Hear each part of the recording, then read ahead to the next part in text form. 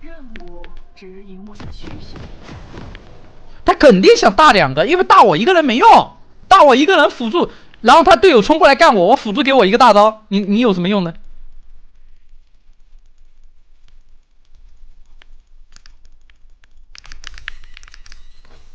今天总是万能的。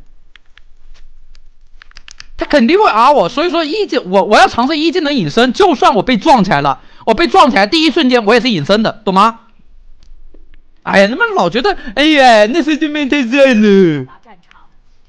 我打团的一个身位控制就是打团的一个，哎，算了，我不说这些，基本功好吧？你只能说主播的基本功还凑合，你只能说主播的基本功还凑合。这10个人被我一技能躲了2次大招，中路打团的时候也被我一技能躲了1次大招，也是这样躲的。就是抓对手想要大你的一瞬间，就是你去预判他。为什么我说 ADC 好玩呢？就是你 ADC 打团的时候，你会发现，你会考虑到场上所有的信息，就谁要杀你，谁要打你，蜘蛛要 E 你吗？10个人要大你吗？就是你可以考虑所有因素，你知道吗？就是我很难讲清楚，我很难讲清楚。不是你为什么觉得武器输出比我高啊？武器输出不可能比我高的。但是他肯定是撞我的，撞我是对的，但是武器输出绝对不可能比我高。他武器主要是 E， 然后他可以冲上去干对面 AD， 你知道吗？我们打团优先保住自己，所以说我们打团不能第一时间输出。还有我们前期劣势太大了，我前期10几分钟基本上没打输出。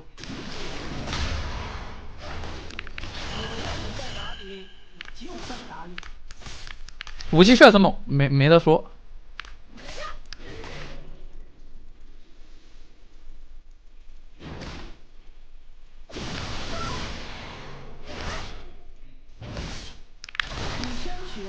操！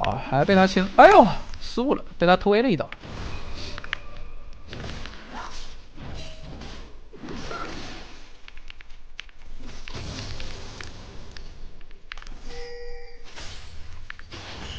我这很奇怪，你们没发现吗？我只要玩 AD， 我的队友就很猛，我的上单就很猛，嘎嘎猛啊！我的上单。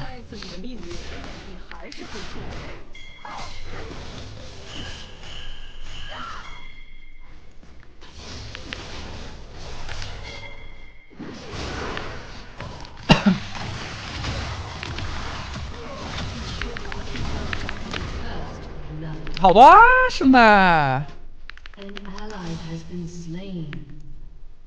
我们上把打野玩的一般啊，你不会觉得上把我们打野玩的很好吧？那死个玩的很一般啊，还他妈护死的一逼，还喜欢压力人。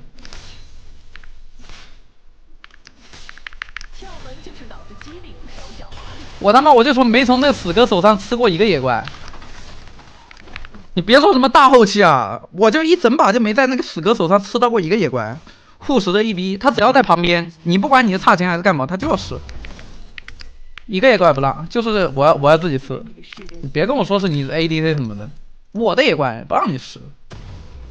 战利品为战胜者。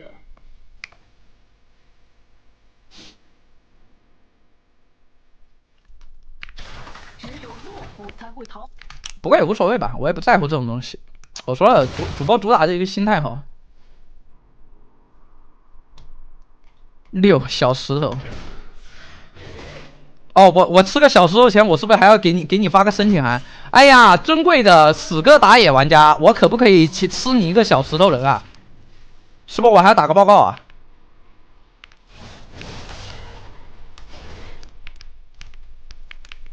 我是不是吃他一个小石头人，我还要给他打个报告啊？他妈他都不吃那小石头人的，他挑食的很。他吃完大石头人、小石头人那个随便吃几个就跑了。他挑食的很，我他妈是吃他不要的，是捡他剩下的。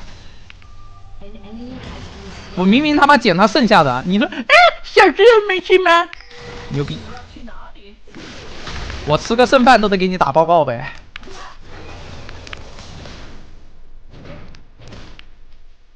完我也没给巫师打报告，我没有巫师的皮肤。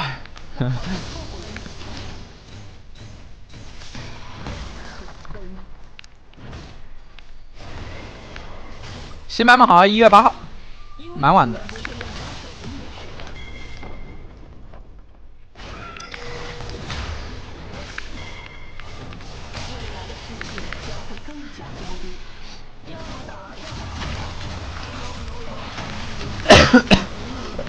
这波人头给队友吧，上一波我们吃头了。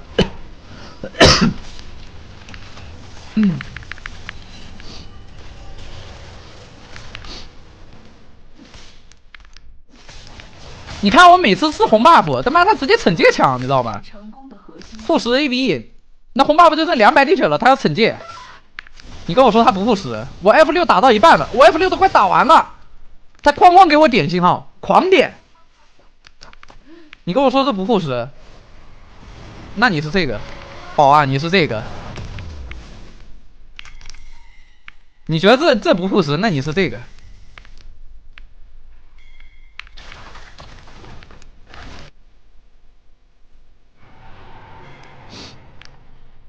上把主要中单和上单玩的好，我们中单上单都很猛，猛的一逼。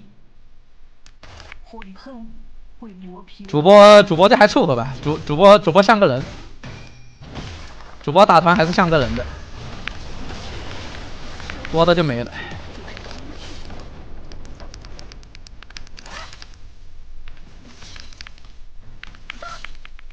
别着急，我还没完事。情感打蛮王几几开？16开37开，大劣色啊！情感打蛮王是大劣色。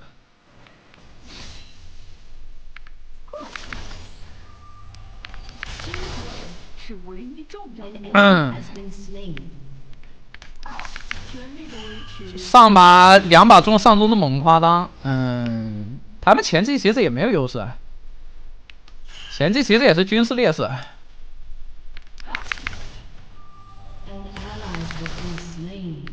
不过确实哦，我一玩 AD， 我的队友就嘎嘎猛，就很他妈扯淡，你知道吗？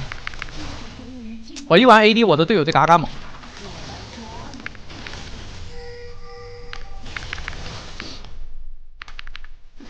控不了，他一直在断线，我控线只是掉自己血量。哦，1消了，有机会干他一波。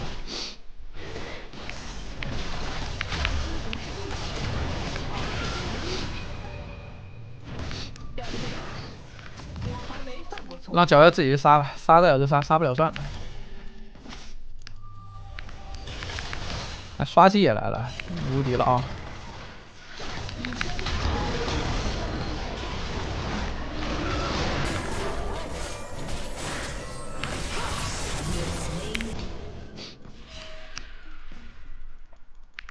他这个刷野是真的找死啊！他不刷野他都不会死的，就他不吃这个野怪他都不会死啊！他这个吃野怪是纯找死了。你可以吃线啊，但你不能吃野怪啊。等会他踢出来啊，没状态。打完先出不甲劫，守望者好使吗？好使，出不甲劫就可以了。守望者铠甲没必要，你守望者铠甲不如小反甲。但这把的话，我们已经有优势了，就直接3项就好了。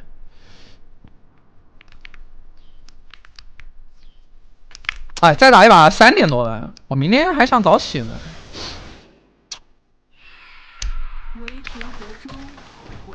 感觉应该是不行了。那打完这把还要再玩把 AD 吗？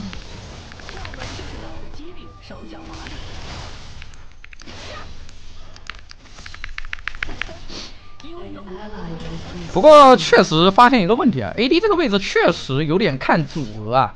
你组合垃圾的话，就跟你上路青钢打数字狗一样，就是难打的 AD。我那个薇恩就，我操，完全没有还手之力啊！我是真的感觉我对线一点还手之力都没有啊！总不能是主播太菜了吧？我是真的感觉我一点还手之力都没有啊！不只是打不过的问题了。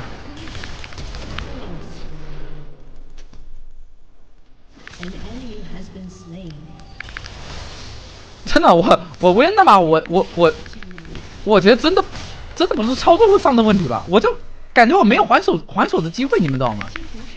没有还手的机会啊，还不了手。他们哐哐摇人抓我，我还不了手。第二把的话就那玩意打线也猛的离谱。这破万不是真在野区吧？没在。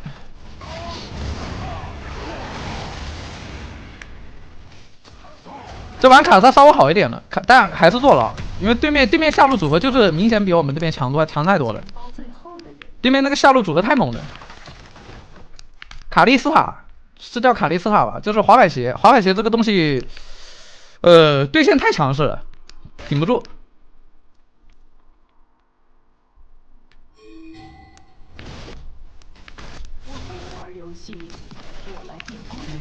但 AD 打团是真好玩，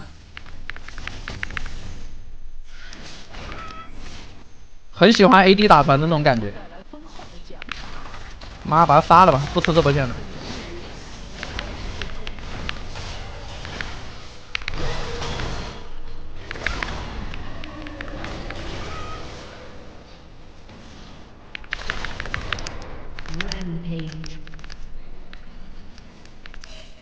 至少死的尊严。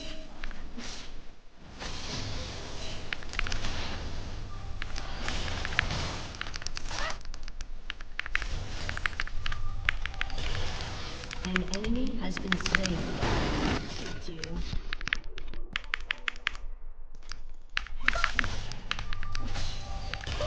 这人为什么老想断线啊？他玩个蛮王，我不理解。就算对线打不过，也不至于一直要断线吧？他就想断线啊！这样逃避对线，不跟我对线去断线，你知道吧？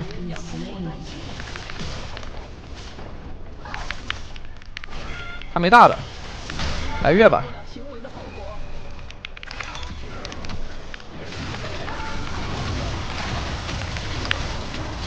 我不会被换了吧？哎，靠！怎么是我扛他？怎么会是我扛他呢？这不被他点火刚好烫死了。ED 血不多，ED 我甚至感觉点火没有烫死我，兄弟们，这好像是小兵把我打死的。他这点火没有烫死我，我应该剩了个几滴血。我好像是被小兵打死的。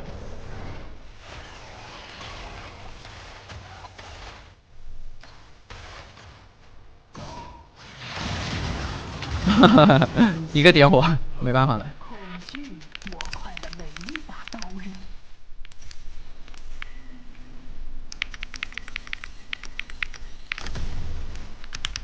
好玩啊 AD， 3点了。哦，不用，我不用辅助双排，辅助双排没意义了，就是要单排 AD 才有意思。An enemy has been slain. Enemy killing spree. An ally has been slain. 又去断线了，抓他吧，我们有3项可以干他的。这不过是我的专长而已。我这随便玩，我又不是说要专门去玩 AD。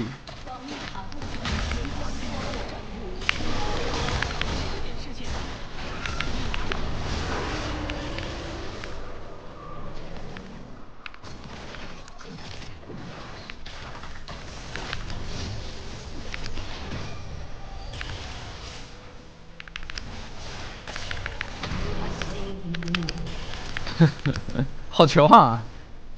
蛮哥好绝望啊！我也不一定要对线优势啊，我不在乎玩 AD 对线优不优势的，无所谓的。不过说话，这2把 AD 确实对 AD 位理解更深了一层啊。我确实对 AD 位理解更深了一层。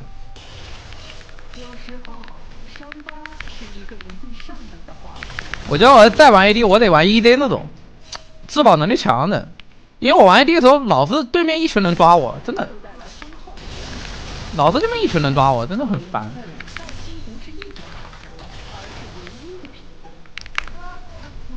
玩上单的时候感觉都没那么夸张啊，这玩 AD 真的，对面3个人4个人抓你，感觉是家常便饭。真的3个人4个人抓你，真的就纯是家常便饭啊！每把都是3个人4个人来干你。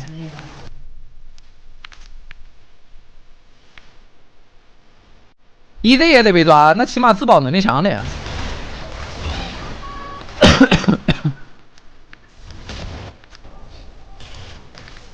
们雇我来发现问题，然后一举扫除。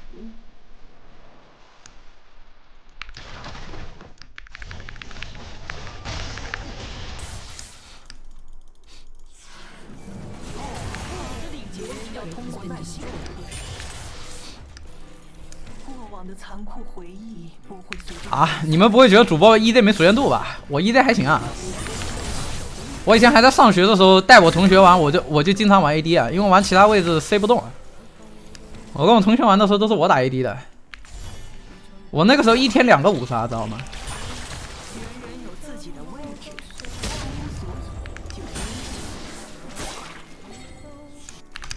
就我那个时候玩 AD 一天2个5杀。你们不会觉得主播一点 AD 不会玩吗？我 S5、S6 还是会玩 AD 的，S8 都会玩。我 S8 的时候都会玩 AD， 但那个时候只会玩一个英雄啊，只会玩霞，就是基本上补位 AD 才玩。不用来，不用来，不用来，我 TP 走了。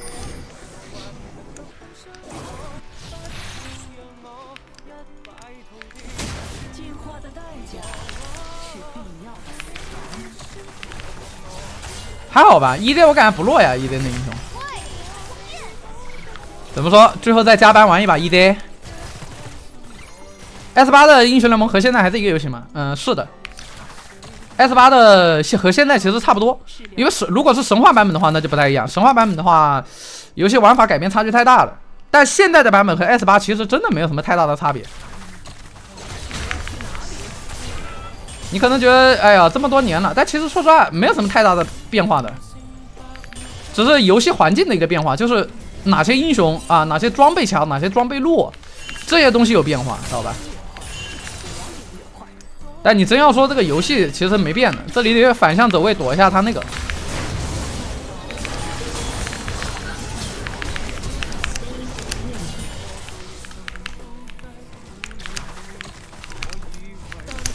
反向回头一下躲一下这个减速，没躲在这个减速后面应该死了。蛮王的 W 是可以躲的啊，就你回头的话就可以把那个减速给躲掉。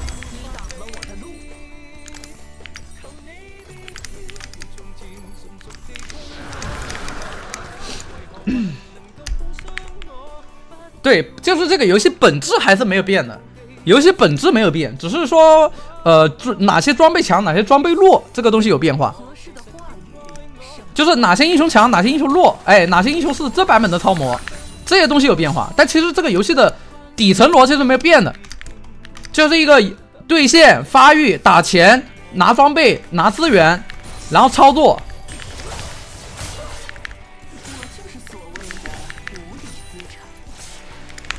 蛮王 W 主要目的是捡攻击力。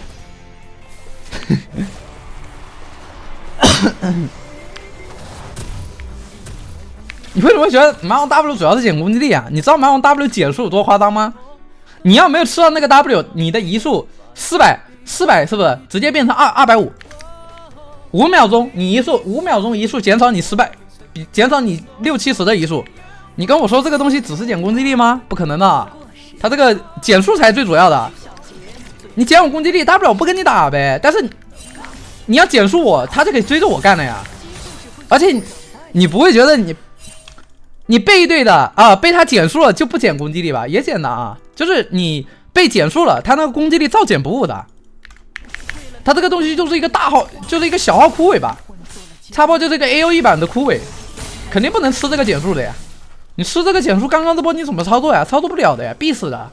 你一定会被那个蛮王追死啊！如果你被减速了，蛮王起码多 A 你好几刀吧？那你刚刚是不是死了？你会觉得这个扭头躲那个东西没有用吗？没有作用吗？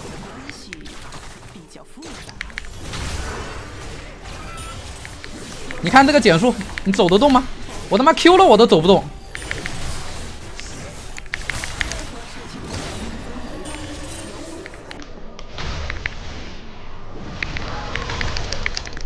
操！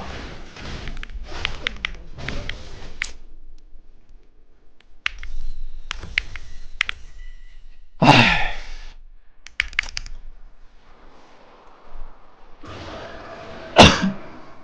妈的，打不过。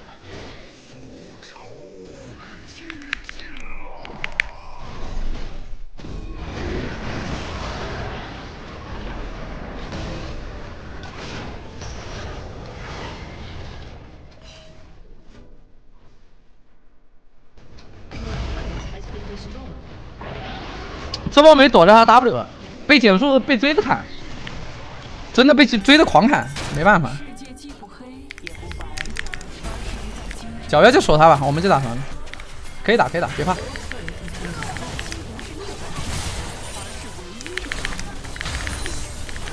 我把他们辅助打残了，他们辅助废了。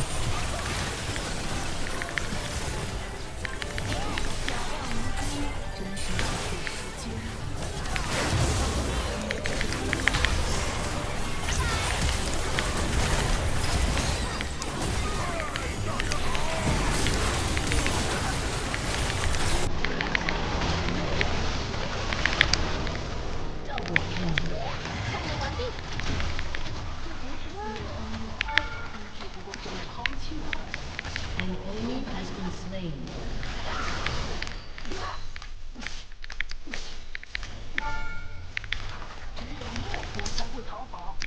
跑了。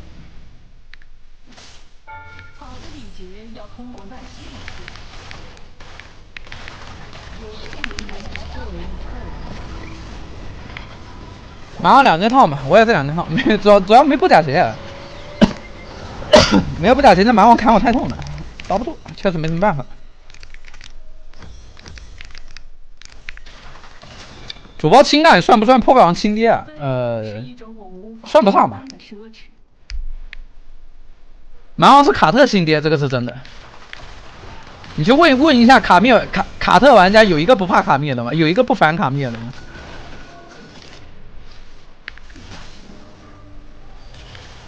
情感巨9要出吗？没必要。巨9什么情况可以出呢？打 AP， 就打 AP 补坦度，就是压力太大了，但是你又出提亚马特了，那你这个时候怎么最快速补坦度呢？出个巨9，然后再搞一个这个45魔抗，这样子已经相当于获得了一个获得了一个类似一个自然之力，对吧？400点生命值，4、500点生命值，加上一个45魔抗。 以最快速获得一个高坦度，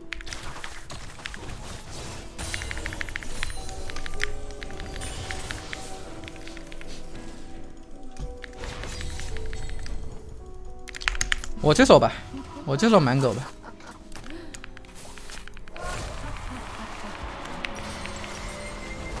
不过也是，卡特亲爹太多了。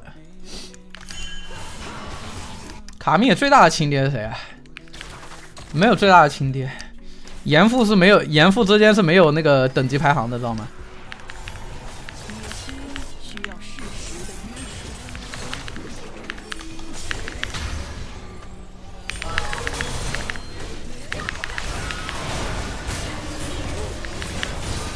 你看这波没吃他 W 减速就很好打。操，这么多人，4个，猜吧。 4个人啊！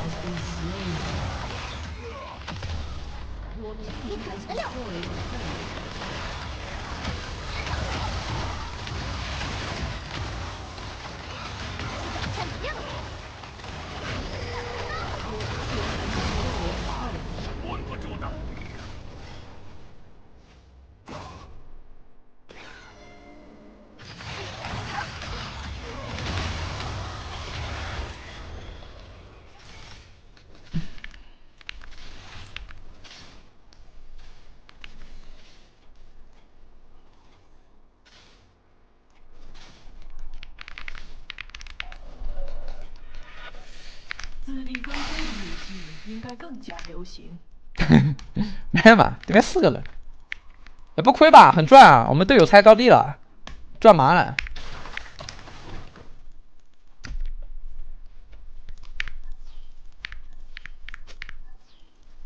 兵哥卡密尔什么水平？顶尖水平，好吧，世界顶尖水平。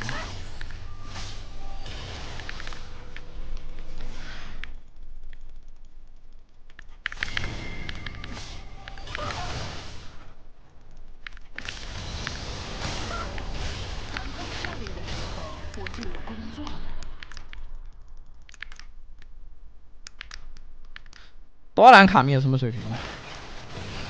多兰卡密尔其实说实话也玩的挺好的，但是他的对线打得好，但打团不够果断，你知道吗？他对于团弹一些处理不够果断。当然这是对比其他那些就是顶尖卡密绝活来说，就顶尖卡密的那些职业选手绝活，就是他的但我觉得这个东西不是一个人把一个英雄玩怎么样，这个东西是一个人的打法问题。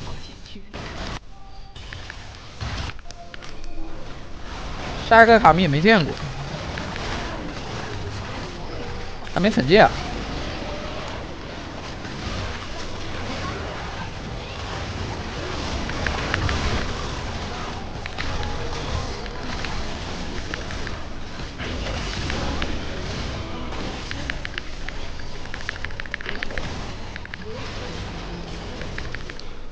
仙人主那个只是一波呀，但其实那波东西它不是体现一个人对英雄的熟练度多高，对一个英雄理解多高，它体现的是什么呢？体现的是下一个的那个叫什么呢？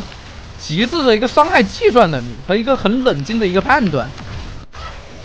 仙人主那波没那么简单啊，那波其实细节很多，你知道吗？很他妈变态，我跟你讲，我每次看那波我都觉得很变态。每看一次都觉得那一波很变态，你们知道为什么那一波很变态吗？我这里就不给大家配图，也不给大家配视频啊，就你们可以去看。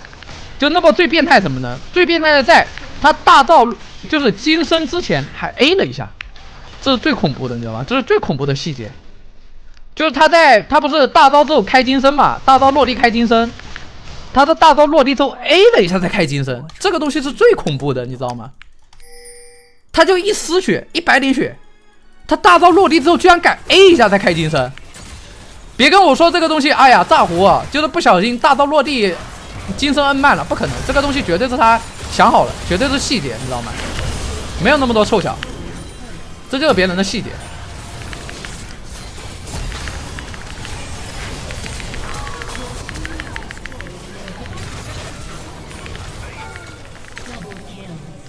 这个东西是最恐怖的，你以主播的视角来看，主播的水平来看，我都觉得这个东西是很夸张的，非常夸张的。就他怎么敢的？一丝血，开金身还敢 A 一下，就是大招落地之后还敢 A 一下再开金身，就是换句话说，就是他怎么敢的？他就这么自信，他能 A 出来，而不会说你大招落地之后直接被别人打死。